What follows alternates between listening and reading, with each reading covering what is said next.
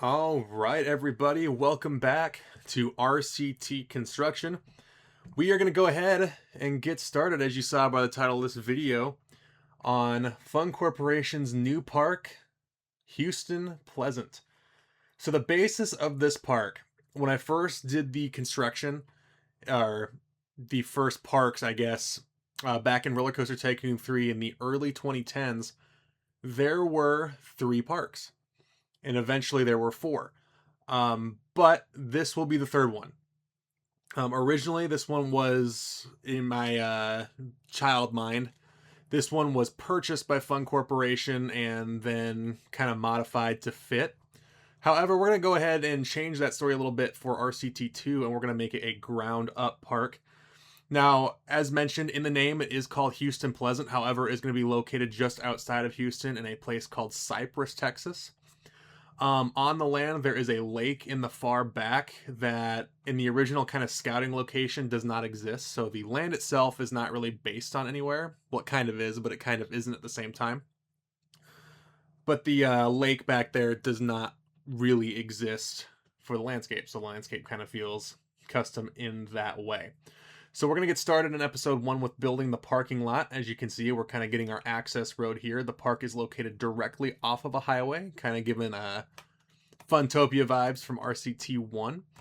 So we're getting kind of working out and doing all the landscaping. We started with a budget of $2 million.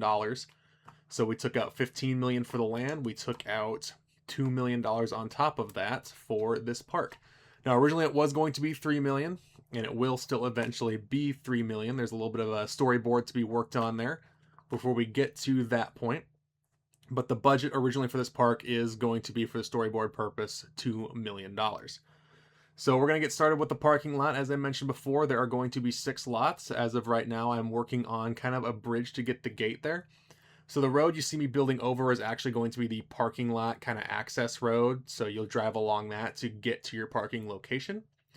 And then I'm going to try to build a tunnel underneath the main highway. So I kind of went back and forth on how to do it and how to make it look good. And it took a couple tries to get it to a point where I was happy with it.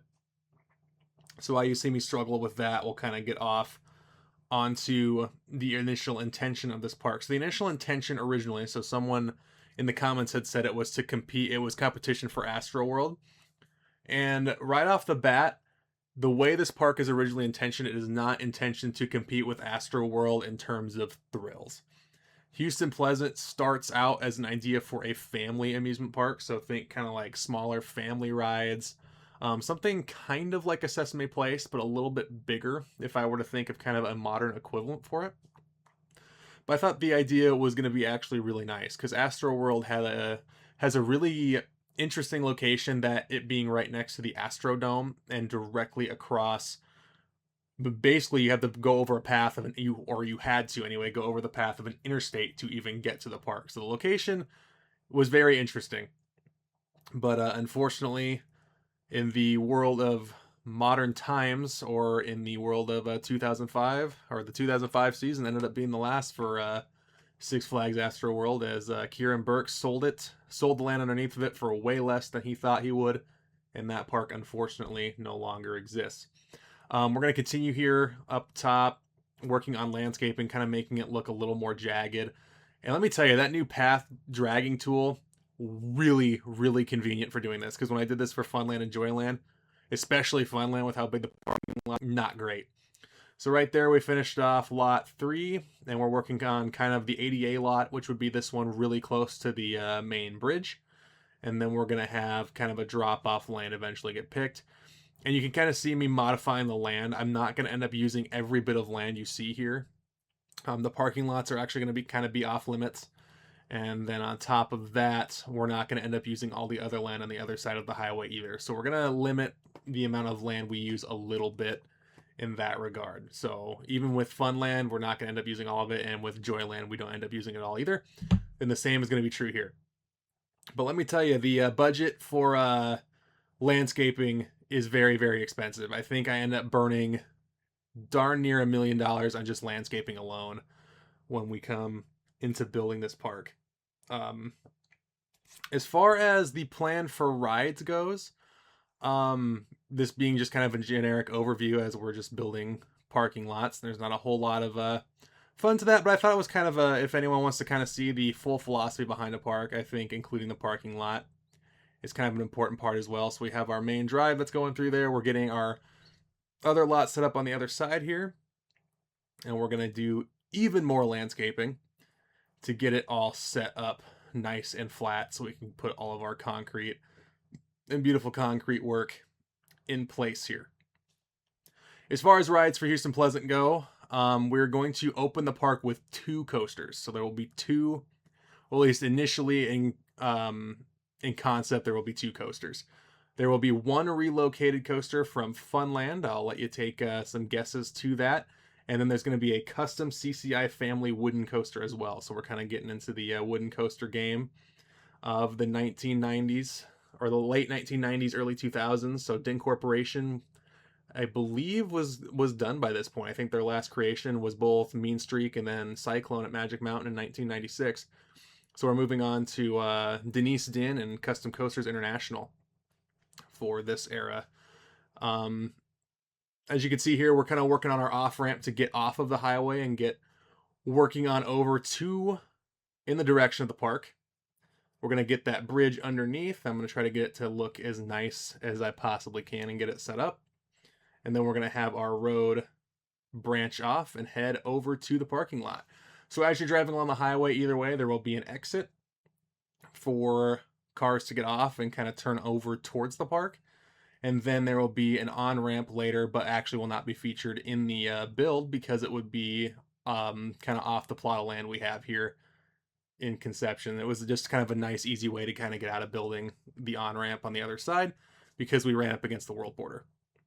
So here will be the ticket booth. So we're kind of getting the last of the path worked off, and we're going to split this drive off on the other direction so we can fit a couple more parking lots in and make sure we have plenty of room for cars to fit.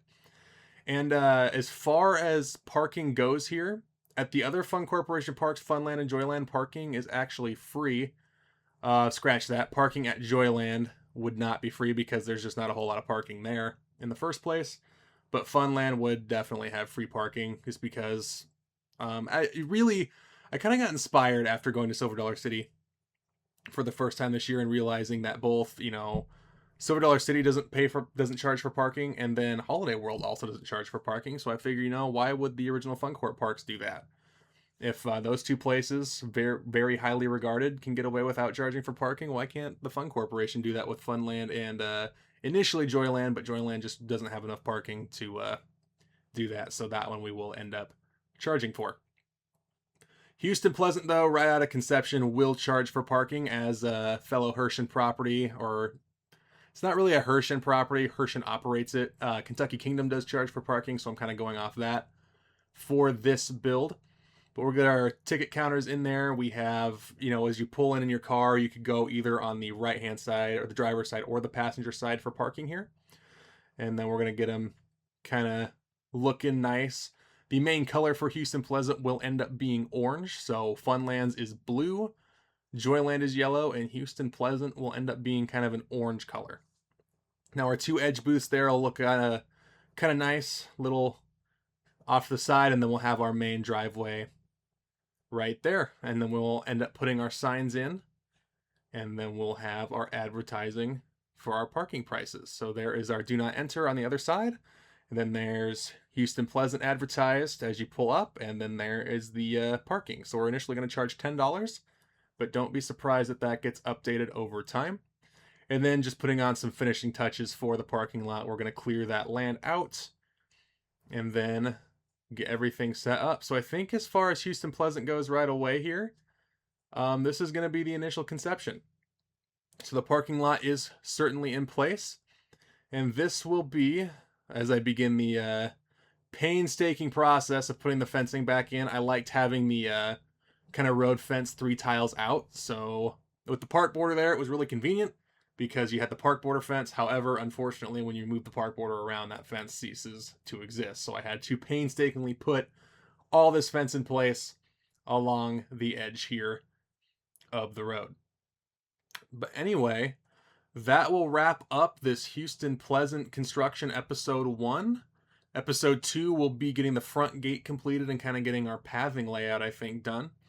And then after that, we're going to start getting the coaster locations placed and then getting some flat rides put in. But as far as Houston Pleasant episode 1 goes, that's about it. As of the posting of this video, I believe I will be on a flight home from Orlando if everything goes well. If it doesn't, I will unfortunately probably still be in Orlando. So hopefully I get home sooner rather than later so I can continue this series and then get working on Funland's 1997 project. That one took a whopping 3.5 hours just to get fitted out.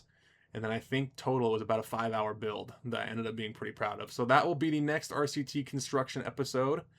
But beyond that, this will probably be the only upload this week. But if you've made it this far, thank you for tuning in. I really do appreciate you taking the time. And as I should have done the first time, we're gonna go through the whole build for Houston Pleasant together. So thanks for stopping by, and I'll see you again in either the next Houston Pleasant construction episode or in the 1997 RCT construction for Funland's next project. Thanks for tuning in, and I'll see you in the next one.